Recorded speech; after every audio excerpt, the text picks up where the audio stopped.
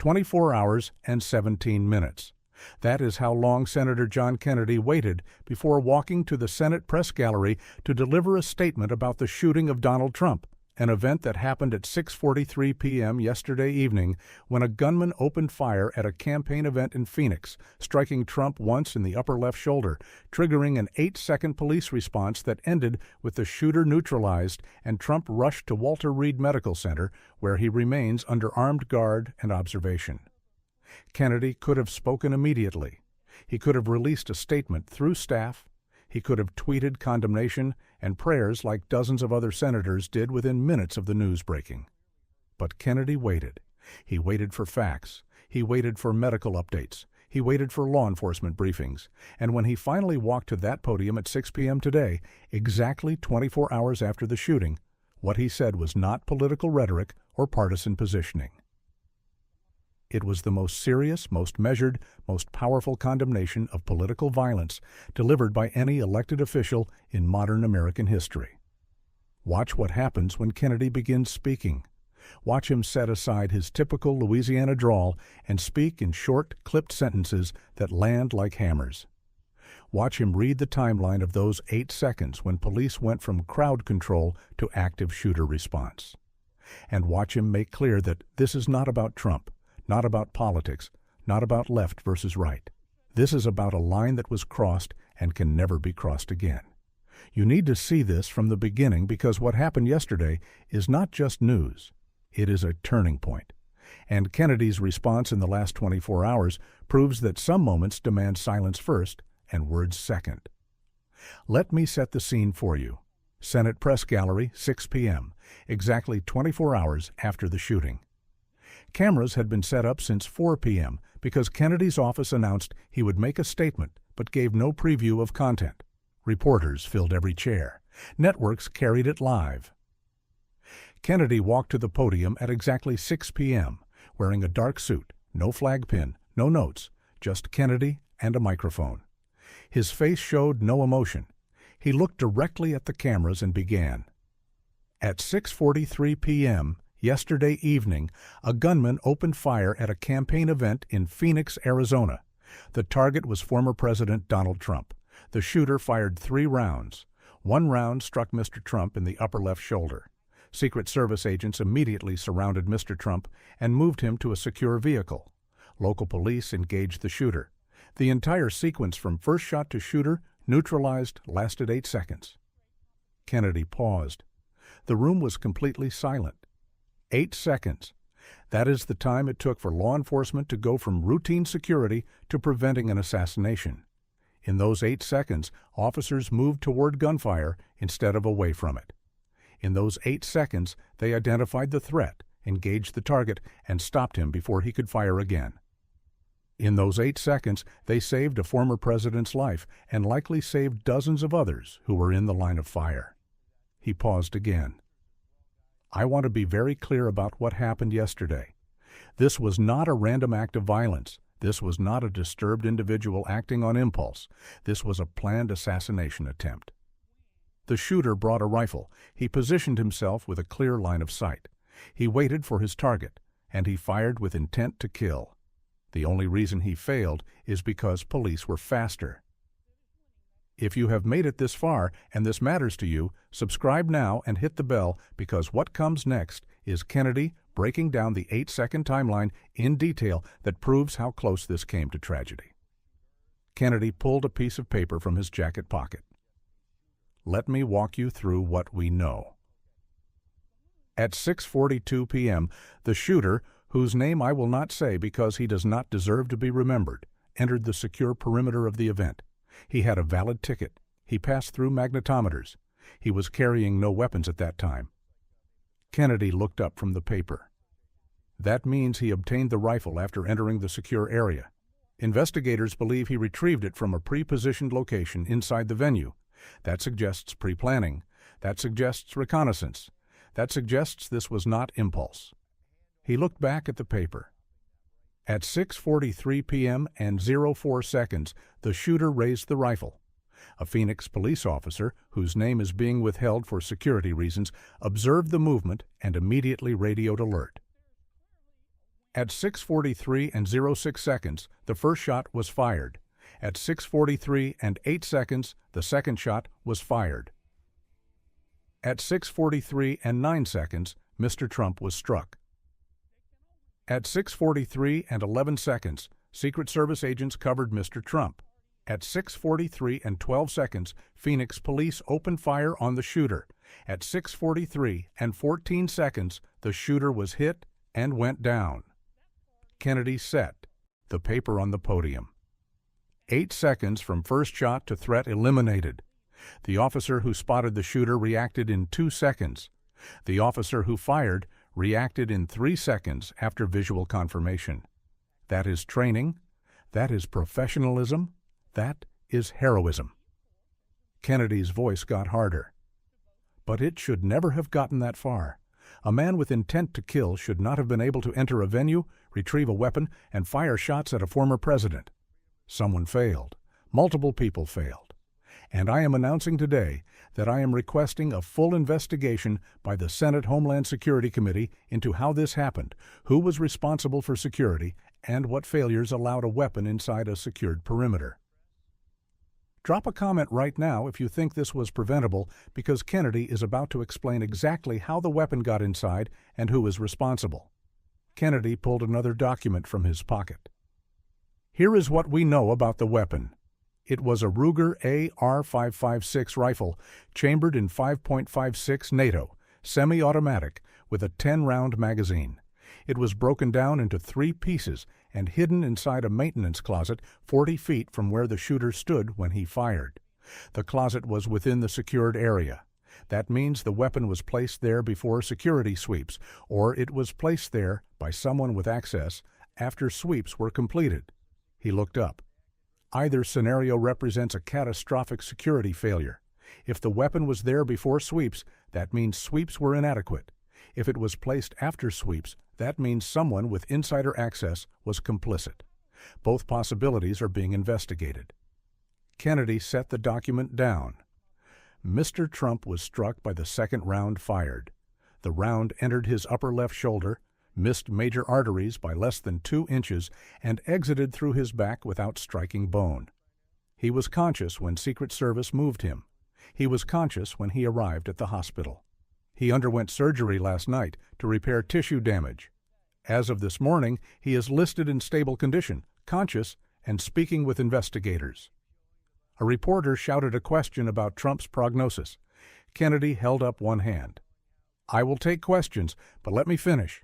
Mr. Trump will remain at Walter Reed Medical Center under armed guard and medical observation for at least 72 hours. His physicians expect full recovery. He lost blood, but not enough to require transfusion. He has full mobility in his left arm. He is expected to make a complete recovery. Another reporter asked about the shooter. Kennedy's expression hardened. The shooter is in custody. He is alive. He is being held at a secure federal facility. He has been charged with attempted assassination of a former president, assault with a deadly weapon, and weapons violations. If convicted, he faces life in prison. I will not discuss his background, his motivations, or his identity, because I will not contribute to making him famous. Subscribe now, because what happens in the next 90 seconds is Kennedy addressing the political implications and making clear this is not about partisanship. Kennedy gripped the edges of the podium. I know what some of you are thinking. You are thinking this is about Trump. You are thinking this is about Republicans versus Democrats. You are thinking this is about 2024 politics. You are wrong. This is about something much bigger. This is about whether we are a nation that settles political disagreements with votes or with violence. And yesterday, someone chose violence. His voice rose slightly. I do not care if you love Donald Trump or hate him. I do not care if you think he should be president again or think he should never hold office. Those are political questions, and Americans can disagree about them. But the moment someone tries to resolve those disagreements with a rifle, we have crossed a line that no democracy can survive crossing. Kennedy pointed at the cameras. There are people watching this right now who are cheering what happened yesterday. There are people who think the shooter was a hero. There are people who wish the police had been slower. And to those people, I say this: You are not patriots. You are not freedom fighters. You are enemies of the Constitution, because the Constitution does not give you the right to kill people you disagree with. It gives you the right to vote against them, and if you cannot accept that, you do not belong in American politics." He paused. "There are also people watching who are using this to attack the left, attack Democrats, attack anyone who has criticized Trump. And to those people, I say, stop. Political violence is not owned by one side. We have seen it from the right. We have seen it from the left. We have seen it from people who claim no politics at all. What we need now is not blame. What we need is unity around one simple principle. We do not shoot our political opponents." Kennedy's voice softened slightly. "I have disagreed with Donald Trump on many issues. I have criticized his policies. I have questioned his judgment. But yesterday, when I heard he had been shot, my first thought was not about politics. My first thought was, is he alive? My second thought was, are others hurt? My third thought was, how do we make sure this never happens again?" He looked down at the podium. Those should be everyone's thoughts, not Republican thoughts, not Democratic thoughts, American thoughts. A reporter asked about security reforms. Kennedy nodded. "I am calling for immediate reforms to Secret Service protection protocols. First, all former presidents should receive the same level of protection as sitting presidents during campaign events. The current system creates a gap that was exploited yesterday. Second, all venues for political events with protected persons should be swept by K-9 units trained to detect weapons and explosives. That did not happen yesterday. Third, all personnel with access to secured areas should undergo enhanced background checks and continuous monitoring. We do not know yet if an insider was involved, but we need to eliminate that possibility going forward." Another reporter asked about Trump's statement. Kennedy pulled out his phone. "Mr. Trump released a statement through his attorneys this morning. I will read it. Quote, I am grateful to the Secret Service agents who protected me and to the police officers who stopped the shooter. I am grateful to the medical staff at Walter Reed who are taking excellent care of me. And I am grateful to the American people for their prayers and support. This will not stop our campaign. This will not stop our movement. And this will not stop America from being great." End quote. Kennedy put his phone away. That is the right response. Not revenge, not retaliation. Gratitude for those who protected him and determination to continue through democratic means. I hope everyone, regardless of party, can respect that. A reporter asked if Kennedy thought this would change the election. Kennedy's response was sharp. I am not going to speculate about political implications while a man is in the hospital recovering from gunshot wounds. What I will say is this. Americans need to decide what kind of country we want to be. Do we want to be a country where violence is unacceptable? Or do we want to be a country where violence is just another political tool?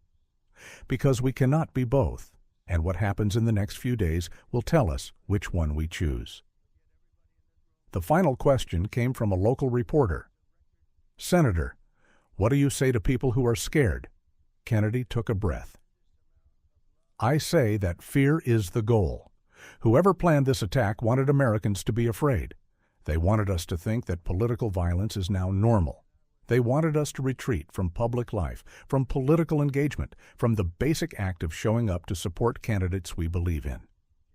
And if we let fear win, then the shooter succeeded, even though he failed to kill anyone. Kennedy leaned forward. But here is what I know about Americans. We do not scare easily. We have faced down fascism, defeated communism, and survived civil war. We are not going to let one gunman with a rifle destroy our democracy. We are going to investigate what happened. We are going to fix what failed. We are going to prosecute who is responsible. And then we are going to go back to the hard work of self-government, because that is what Americans do. Kennedy stepped back from the podium. I will take no further questions at this time. Mr. Trump is recovering. The investigation is ongoing, and I will provide updates as appropriate. Thank you. He walked out of the press gallery. The room stayed silent for almost 10 seconds before reporters started shouting questions he did not answer. Within 30 minutes, Kennedy's statement had been viewed 4 million times. Within 2 hours, it had been shared by members of both parties. Within 4 hours, the White House released a statement praising Kennedy's call for unity. And within 6 hours, Kennedy had received commitments from the FBI, Secret Service, and DOJ to brief him daily on the investigation. Trump remains at Walter Reed. His condition is stable.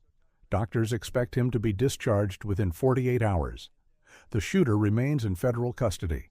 His court appearance is scheduled for Monday, and Kennedy's words have become the defining response to an event that could have torn the country apart. Subscribe now. Share everywhere. Because 24 hours and 17 minutes is how long Kennedy waited to speak. But those words will define how America responds to political violence for generations. The shooting happened. Police stopped it in 8 seconds. Trump survived. And Kennedy made clear that this is not the new normal. This is a line, and anyone who crosses it will face the full weight of American law and American resolve. The investigation continues. The healing begins.